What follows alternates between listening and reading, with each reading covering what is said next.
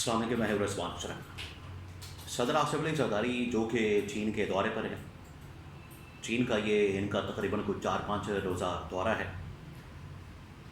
انہیں ایک بہت ہی اہم ترین مشن کے ساتھ چین بھیجا گیا ہے۔ پاکستان کے اندر ان کے خلاف ایک پورا محاذ کھلا ہوا ہے، انہیں اس چیز کا آئیڈیا ہے، ان کی جماعت کو، پیپلز پارٹی کو اس چیز کا آئیڈیا ہے کہ یہاں پر جو محاذ کھلا ہوا ہے وہ کس قسم کا محاذ ہے۔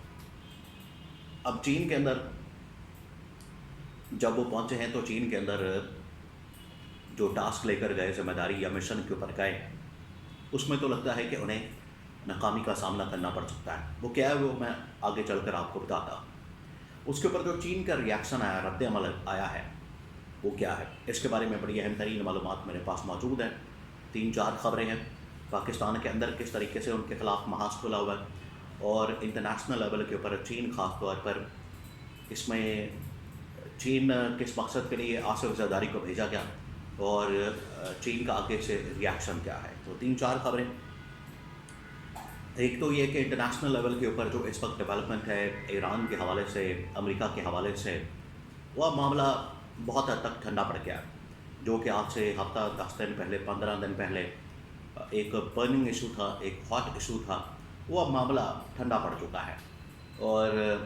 امریکہ بھی اب کافی حد تک پیچھے ہٹ گیا ہے۔ امریکہ کو سمجھ آ گئی ہے کہ یہ معاملہ ہمارے بس سے باہر ہو چکا ہے۔ ایران کو ہینڈل کرنا، کنٹرول کرنا، ایران ایک بہت بڑی طاقت کے طور پر سامنے آیا، بہت بڑی طاقت کے طور پر۔ کسی کے وہم و گمان میں بھی نہیں تھا، کسی نے سوچا بھی نہیں تھا، کسی نے تصور بھی نہیں کیا تھا، امیجن بھی نہیں کیا تھا کہ ایران اتنی بڑی طاقت بن چکا ہے۔ امریکہ نے 40-45-50 سال ان کے اوپر پابندیاں لگا کے رکھی، ان کے اوپر سینکشنز لگا کے رکھی، لیکن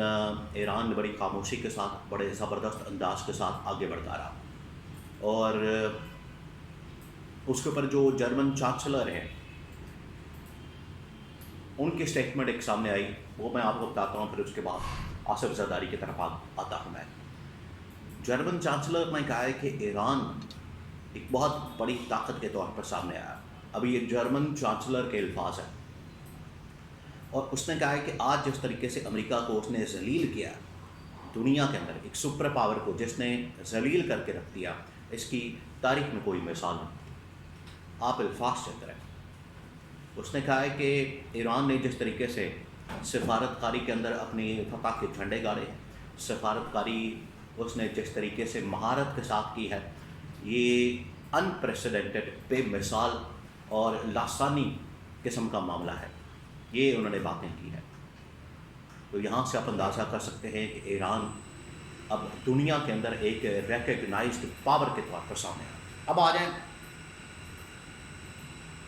پاکستان کی طرف، اور خاص طور پر آصف علی زرداری کی طرف۔ آصف علی زرداری کے خلاف اس وقت محاذ کھلا ہوا ہے،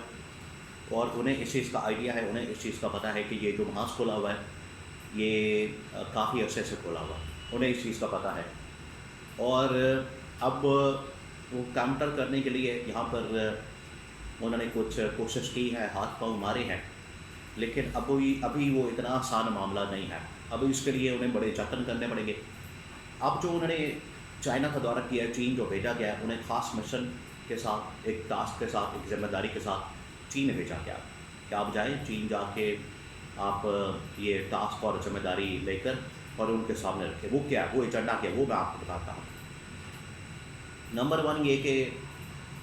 چین کو یہ کہا جائے کہ آپ ملک کے اندر انویسٹمنٹ کریں، دوبارہ سے سی پیک کو سٹارٹ کریں، گوادر کے اندر انویسٹمنٹ کریں اور کراچی کے اندر انویسٹمنٹ کریں، یہ کہا گیا۔ آگے سے جو آصف زرداری نے اپنے مسائل بیان کیے وہ میں آپ کو بتاتا ہوں، لیکن اس کے اوپر جو چین کا ریاکشن سامنے آیا، رد عمل سامنے آیا، چین نے کیٹیگوریکلی اس کے اوپر انکار کر دیا۔ چین نے کہا ہے کہ یہ جو آپ کے ملک کے اندر انویسٹمنٹ، سرمایہ کاری، آپ کے ملک کے اندر جو یہاں پر معاملات ہیں، اس کے اندر ہم نہیں اب پڑھنا چاہتے ہیں۔ پچھلے 4 سالوں سے جو آپ نے ملک کے ساتھ کیا،